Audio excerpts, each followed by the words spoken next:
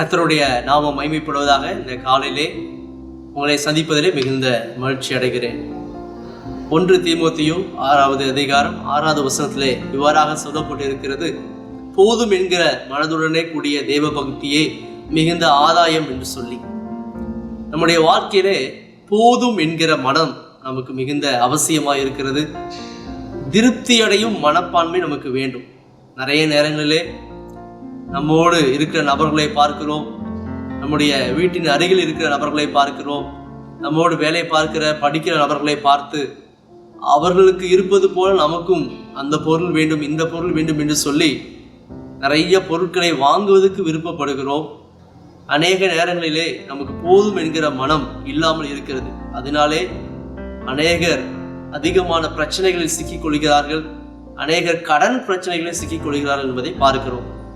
ஆனால் வேதம் தெளிவாய் சொல்கிறது, போதும் என்கிற மனதுடனே கூடிய தேவ பக்தியே மிகுந்த ஆதாயம் என்று சொல்லி. ஒரு முறை ஒரு விவசாயி, தென் ஆப்பிரிக்க தேசத்தை சேர்ந்த ஒரு விவசாயி, அவர் அதிகமான விவசாய நிலங்களை வைத்திருந்தார், நன்றாக விவசாயம் செய்தார். அதனால அவருக்கு போதுமான அளவுக்கு வருமானம் கிடைத்து கொண்டிருந்தது. ஆனால் அவருக்கு அதில் திருப்தியாய் இல்லவே இல்லை. அதனாலே இன்னும் அதிகமாய் சம்பாதிக்க வேண்டும், ஏதாவது ஒரு வழியிலே அதிகமான பணத்தை சம்பாதிக்க வேண்டும் என்று சொல்லி விரும்பி கொண்டு முயற்சி செய்து கொண்டே இருந்தார். அப்பொழுது அவருக்கு ஒரு செய்தி வந்தது. அவருடைய ஊரின் அருகில் உள்ள ஒரு மலையிலே ஏராளமான வைரங்கள் உள்ளது என்று சொல்லி கேள்விப்பட்டார்.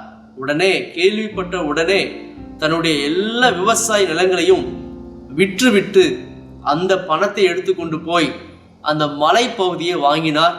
யாரும் அறியாத வேலையிலே அந்த மலையை தோண்ட தொடங்கினார். அவரை காலமெல்லாம் தோண்டி தோண்டி தோண்டி பார்த்தார். ஆனால் அதிலிருந்து ஒரு சிறு வைரம் கூட அவருக்கு கிடைக்கவே இல்லை. அவர் எவ்வளவோ முயற்சி செய்து பார்த்தார்.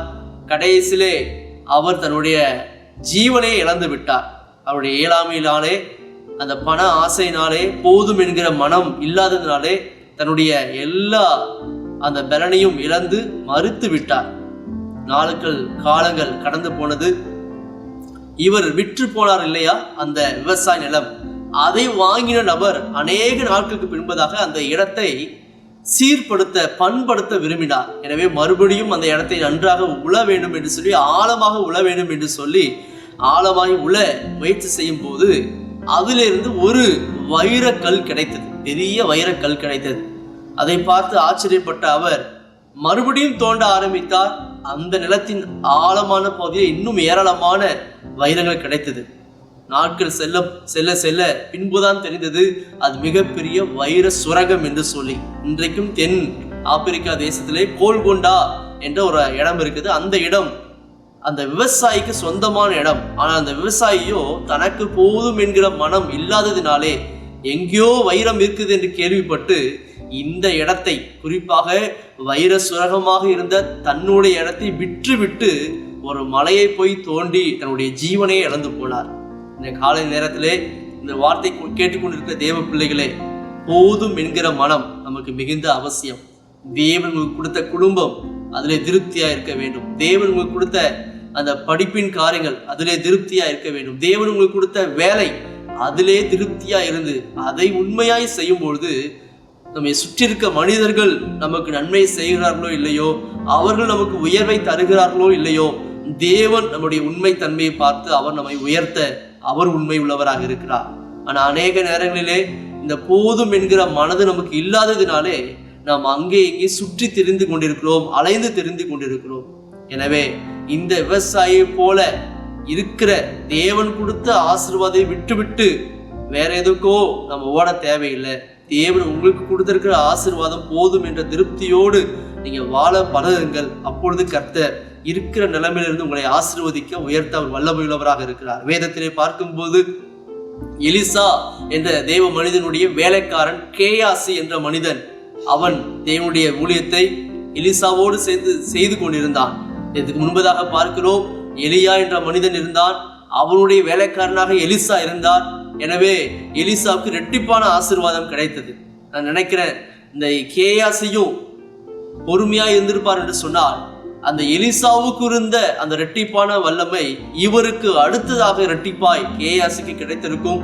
ஒருவேளை கேயாசியும் சிறந்த தீர்க்கதரிசியாய் இருந்திருப்பார்.